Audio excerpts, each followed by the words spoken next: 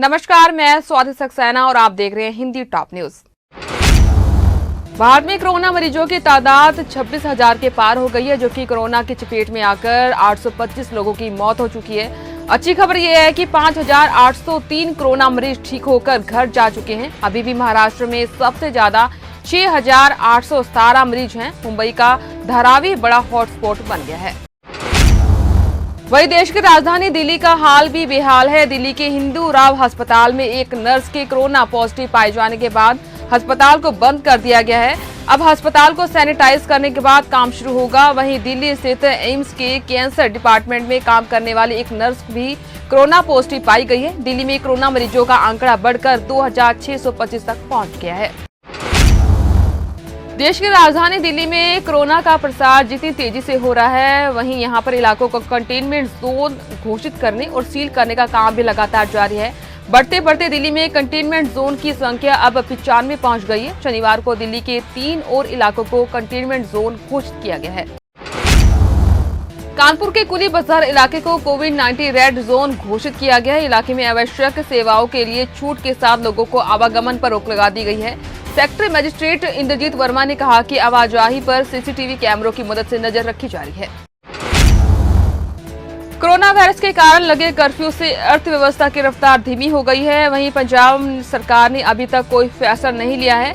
पंजाब मुख्यमंत्री कैप्टन अमरिंदर सिंह 29 अप्रैल को पार्टी के विधायकों के साथ इस बारे में चर्चा करेंगे। फिर कैबिनेट की मीटिंग वीडियो कॉन्फ्रेंसिंग द्वारा की जाएगी। इसका मतलब है कि पंजाब में फिलहाल कर्फ्यू और लॉकडाउन की स्थिति ऐसे ही बनी रहेगी। पंजाब सरकार के चीफ सेक्रेटरी केवीएस सिद्धू ने ट्वीट कर जानकारी दी है कि केंद्र सरकार द्वारा ऑर्डर ऑटोमेटिक तरीके से पंजाब पर लागू नहीं होता है, जहां धारा 144 के अंतर्गत पाबंदी लगाई गई है। वहीं पंजाब में कर्फ्यू में ढील देने का फैसला 30 अप्रैल को होगा। इस संबंधी फैसला मुख्यमंत्री कैप्टन अमरिंदर सिंह द्वारा बुलाई गई मंत्रिमंडल की बैठक में लिया जाएगा, जिसके साथ ही राज्य सरकार केंद्रीय गृह मंत्रालय द्वारा पूरे देश के लिए शनिवार को जारी किए गए आदेशों पर भी मंत्रिमंडल की बैठक में फैसला लेगी।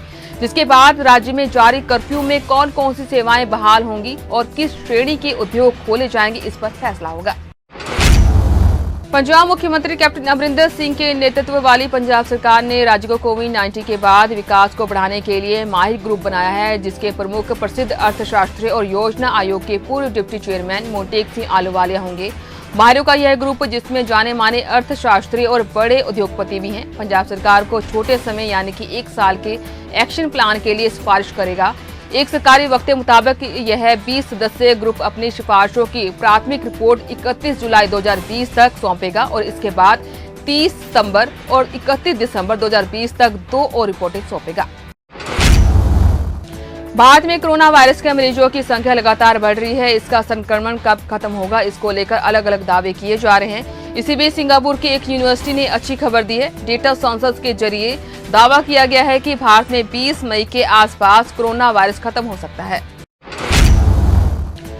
दुनिया भर में कोरोना वायरस ने कोहराम मचा रखा है। दुनिया भर में मरने वालों का आंकड़ा बढ़कर 2 लाख के पार पहुंच गया है। वायरस कब खत्म होगा, इसके बारे में फिलहाल किसी के पास कोई जवाब नहीं है। वहीं विश्व स्वास्थ्य संगठन ने इस वायरस को लेकर अब नए अलर्ट जारी कर रहे हैं। WHO ने नया दावा किया है कि इस बात के कोई सबूत नहीं है कि ठीक हुए लोग फिर बीमार नहीं हो सकते, यानी कि यह नहीं कहा जा सकता कि कोरोना ठीक हुए लोगों में लौटकर नहीं आई। एक और जहां पूरी दुनिया कोरोना वायरस से जूझ रहा है, जिसके चलते सभी कारोबार और व्यापार ठप पड़े हैं, वहीं अब कुदरत भी इंसान की दुश्मन बन गई है। बदलते मौसम के साथ चली तेज हवा और बेमौसमी बरसात के कारण अन्नदाता किसान के चेहरे मुरझा गए हैं। कटाई के दिनों में तेज बरसात के साथ चली हवा ने गेहूं की पक्की हुई फसल को काफी नुकसान पहुंचाया है, जिससे किसानों के चेहरे मुरझा गए हैं। इसके साथ ही आप मुझे दीजिए आज्ञा। धन्यवाद।